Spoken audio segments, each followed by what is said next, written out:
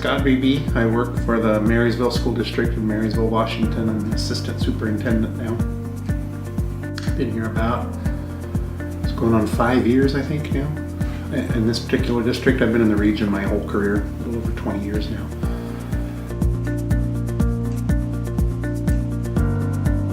What I'm really interested in is how can I introduce flexibility in a classroom and just some real world connection. So I think in my career, learning has changed. It used to be that we were completely dependent upon a teacher to purvey knowledge on us, whether that was Dad teaching me how to change the tire on my first car, or learning how to read or something like that. And there's still elements of that are true. Learning to read is one of them. But I don't have to have a teacher anymore to learn a lot of things that are important. Like if I want to change the brakes on my wife's old minivan, I can hit YouTube and find some guy that's showing me exactly how to do it. That's changed the nature of learning a bit.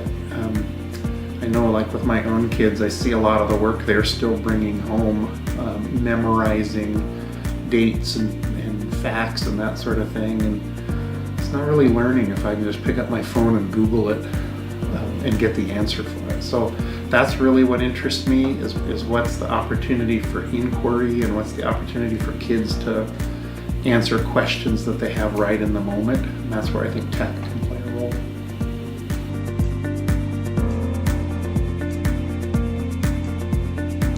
They're a lot more flexible than I've found other vendors to be. They'll work with me to find a solution that is cost effective and works. And a lot of vendors are always trying to push and sell me stuff that might be fine, but it's beyond our need, or really beyond our just prudence around what we implement in classrooms. Because there's a lot of fancy stuff that would be great, but it'll never work in a K-12 setting like that. ACT has always been so flexible in how they've worked with us. And I think back to that first implementation with Jimmy, we were putting Promethean boards, and we were having a problem because the teachers didn't want the whiteboards covered up. Mostly because we didn't want to put holes in the whiteboards when we were mounting those boards, because they used to have 2 little hooks that hooked on the board, and there were some mounts.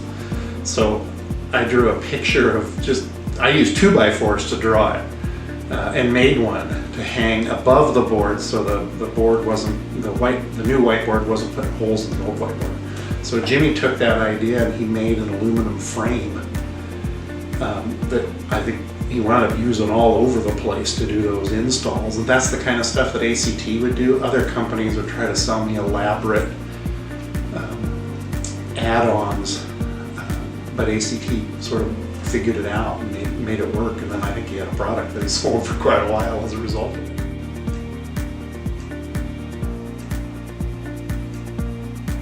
I'm inundated all the time with vendors trying to sell, whether it's individual technology items or services. It's kind of a constant. And I haven't had, when I pick up the phone and call ACT, I get an honest response, and I get a pretty immediate response. So I don't have to worry about, are they trying to get one over on me, or are they trying to sell me more than I need, or are they, I don't have to worry with ACT about that. So I'd encourage other districts just to meet some of the principal players at ACT, get to know them, and they're genuinely good people.